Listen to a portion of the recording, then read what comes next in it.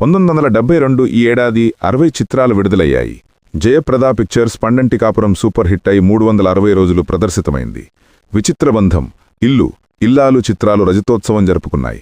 రైతు కుటుంబం, మంచి రోజులు వచ్చాయి, కొడుకు కోడలు, బడిపంతులు, శ్రీకృష్ణాంజనేయ యుద్ధం, అంతా మన మంచికే, కలెక్టర్ జానకి, కాలం మారింది, పాపం పసివాడు, బాలభారతం, బుల్లెమ్మ బుల్లోడు, మానవుడు దానవుడు, సంపూర్ణ రామాయణం శతదినోత్సవం చేసుకున్నాయి. సూపర్ స్టార్ కృష్ణకు 60వ సినిమాగా విడుదలై పద్మాలయ సంస్థకు తొలి విజయం అందించిన చిత్రం మోసగాళ్లకు మోసగాడు. 7 లక్షల రూపాయల బడ్జెట్తో 28 రోజుల్లో తయారైన ఈ చిత్రం విజయం సాధించి హీరో కృష్ణకు స్టార్ ఇమేజ్ని తెచ్చింది. అయితే మహిళా ప్రేక్షకులు మోసగాళ్లకు మోసగాడు చిత్రాన్ని చూడలేదు. మహిళా ప్రేక్షకులు కూడా మనకు కావాలి. ఈసారి వాళ్లని కూడా ఆకట్టుకునే చిత్రం తీద్దామని తమ్ముళ్ళు హనుమంతరావు, ఆదిశేషగిరిరావులతో కృష్ణ అన్నారు. రాజేష్ ఖన్నా నటించిన హిందీ సినిమా దోరాస్తే ఘట్టమనేని సోదరులను ఆకట్టుకుంది. మంచి ఫ్యామిలీ డ్రామా చిత్రం అది. రీమేక్ హక్కుల కోసం ప్రయత్నించారు, కానీ హిందీ నిర్మాతలు అమ్మను అన్నారు. అందుకే ఆ సినిమాలో 3 ప్రధాన పాత్రలను తీసుకుని కథ తయారు చేసే పనిలో పడ్డారు. అయితే మోసగాళ్లకు మోసగాడు చిత్రం తర్వాత కృష్ణతో చిత్రాలు నిర్మించే దర్శక నిర్మాతల ధోరణిలో మార్పు రావడంతో ఆయన సినిమాల స్టైల్ మారింది, మార్కెట్ పెరిగింది. మోసగాళ్లకు మోసగాడు తర్వాత వెంటనే మరో చిత్రం చేయాలనుకున్న కృష్ణగారు బయటి చిత్రాలతో బిజీ కావడంతో మరో 12 సినిమాలు విడుదలయ్యాకే మళ్లీ సొంత సినిమా చేయగలిగారు. దీనికి కారణం నటుడు ప్రభాకర్ రెడ్డి. దూరాస్తే హిందీ సినిమాను, ది విజిట్ ఆంగ్ల చిత్రాన్ని కలిపి ఓ కథ తయారు చేశారు ప్రభాకర్ రెడ్డి. అయితే ఆ కథను సినిమాగా తీయాలంటే భారీ బడ్జెట్తో పాటు ఓ హీరో సపోర్ట్ అవసరం. అందుకే హీరో కృష్ణ దగ్గరకు వచ్చారు ప్రభాకర్ రెడ్డి. అటువంటి కథ కోసమే వెతుకుతున్న కృష్ణ వెంటనే ఓకే చెప్పేశారు. ఇద్దరం కలిసి సినిమా తీద్దాం అన్నారు. పంపిణీదారుల ఆర్థిక అండదండలు లేకపోతే ఆ రోజుల్లో సినిమా తీయటం చాలా కష్టం. అందుకే 1972 ఫిబ్రవరి నెలలో పూర్ణ పిక్చర్స్ అధినేత కామరాజును కలిశారు కృష్ణ, ఆయన సోదరులు మరియు ప్రభాకర్ రెడ్డి. ఈ కథ కామరాజుకు కూడా నచ్చింది. ఏ ఆర్టిస్టులను అనుకుంటున్నారో ఆ పేర్లు కూడా కామరాజుకు చెప్పారు. ఆయన ఆమోదముద్ర తీసుకుని నిర్మాణ కార్యక్రమాలకు శ్రీకారం చుట్టారు. ఈ చిత్రానికి పండంటి కాపురం అనే టైటిల్ పెడదాం అన్నారు కృష్ణ, పెద్ద తమ్ముడు హనుమంతరావు. టైటిల్ బాగుందని అందరూ ఓకే అనేశారు. ప్రభాకర్ రెడ్డికి పర్మనెంట్గా ఒక టీం ఉండేది. మాటల రచయిత మధ్యపట్ల సూరి, పాటల రచయిత గోపి, సంగీత దర్శకుడు కోదండపాణి, దర్శకుడు లక్ష్మీదీపక్. ఆ టీంలో ముఖ్య సభ్యులు. పండంటి కాపురం చిత్రానికి వీరంతా పనిచేశారు. వాళ్లతో పాటు ఛాయాగ్రాహకుడు విఎస్ఆర్ స్వామి వంటి తన మనుషులకు కూడా అవకాశం కల్పించారు కృష్ణ. ఈ చిత్రాన్ని కలర్లోకి తీయాలని కృష్ణ ఆలోచన. అయితే ఆ ఏడాది జనవరి నెలలో విడుదలైన రంగుల చిత్రాలు అంతగా ఆడలేదు.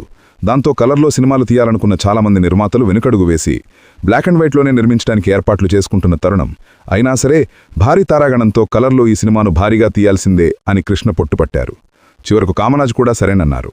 12 లక్షల రూపాయల బడ్జెట్తో కలర్లో పండంటి కాపురం తయారయిందని తెలుసుకున్న సినీ ప్రముఖులంతా కృష్ణ సాహసానికి నివ్వెరపోయారు. అంత బడ్జెట్ వర్కౌట్ అవుతుందా అనే చర్చలు పరిశ్రమలో మొదలయ్యాయి. 4 అన్నదమ్ముల కథ పండంటి కాపురం. పెద్దన్నయ్య పాత్రకు ఎస్వి రంగారావుని అనుకున్నారు. మందు తాగితే ఆయన షూటింగ్స్కి రారని, వచ్చినా అందర్నీ ఇబ్బంది పెడతారని ఆ రోజుల్లో చెప్పుకున్నవారు. అందుకే మందు జోలికి వెళ్లకపోతే ఆయన తీసుకునే పారితోషికానికి అదనంగా 10,000 ఇస్తానని చెప్పి ఆయన దగ్గర బల్క్ డేట్స్ తీసుకున్నారు కృష్ణ.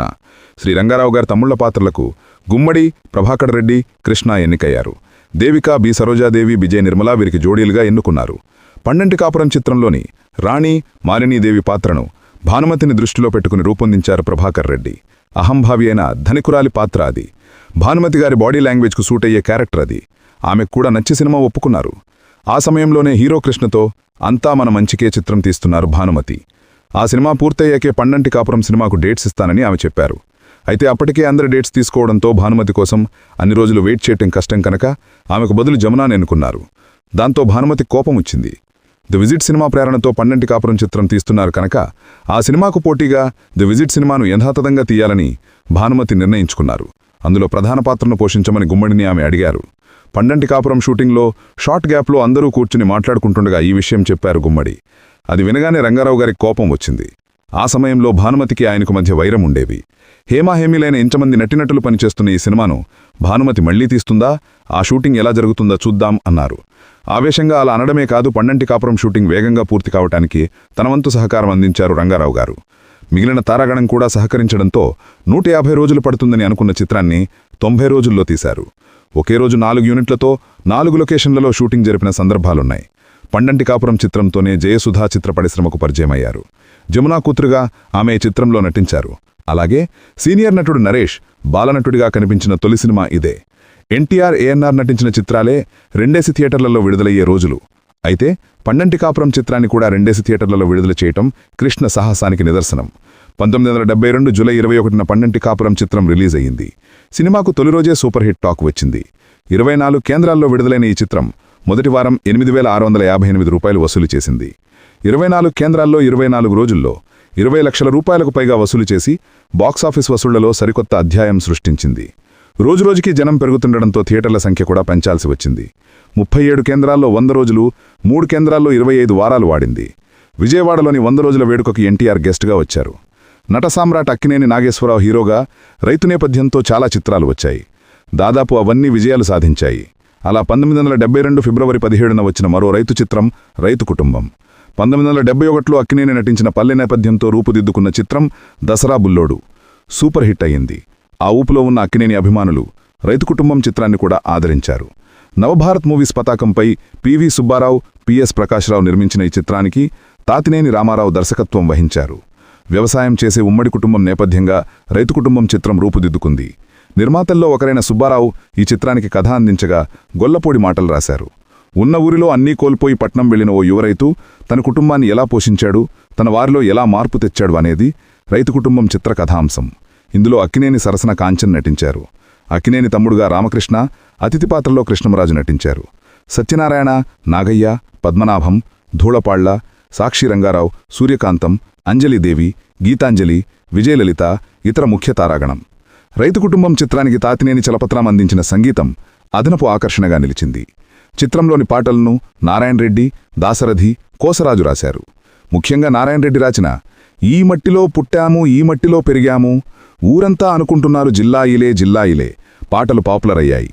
మరో ముఖ్య విషయమేమిటంటే విజయవాడలోని అప్సరా థియేటర్ రైతు కుటుంబం చిత్రంతో ప్రారంభమైంది. 1972 ఫిబ్రవరి 19న అక్కినేని ఈ థియేటర్ను ప్రారంభించారు. మిగిలిన అన్ని ప్రాంతాల్లో ఫిబ్రవరి 17న రైతు కుటుంబం విడుదల కాగా విజయవాడలో మాత్రం అప్సరా థియేటర్ సిద్ధం కాని కారణంగా 2 రోజులు ఆలస్యంగా విడుదల కావడం గమనార్హం. 1972 ఈ ఏడాది 60 చిత్రాలు విడుదలయ్యాయి. జయప్రద పిక్చర్స్ పండంటి కాపురం సూపర్ హిట్ అయి 360 రోజులు ప్రదర్శితమైంది. విచిత్రబంధం, ఇల్లు, ఇల్లాలు చిత్రాలు రజతోత్సవం జరుపుకున్నాయి. రైతు కుటుంబం, మంచి రోజులు వచ్చాయి, కొడుకు కోడలు, బడిపంతులు, శ్రీకృష్ణాంజనేయ యుద్ధం, అంతా మన మంచికే, కలెక్టర్ జానకి, కాలం మారింది, పాపం పసివాడు, బాలభారతం, బుల్లెమ్మ బుల్లోడు, మానవుడు దానవుడు, సంపూర్ణ రామాయణం శతదినోత్సవం చేసుకున్నాయి. ఈ వీడియో మీకు నచ్చుతుందని ఆశిస్తూ ఈ వీడియోకి ఒక లైక్ చేయండి, షేర్ చేయండి. మా ఛానల్ని సబ్స్క్రైబ్ చేసి పక్కనే ఉన్న బెల్ ఐకాన్ని ప్రెస్ చేయండి. మా ఛానల్లో వీడియో చూసిన ప్రతి ఒక్కరికి కూడా పేరు పేరున ధన్యవాదాలు చెప్పుకుంటున్నాను.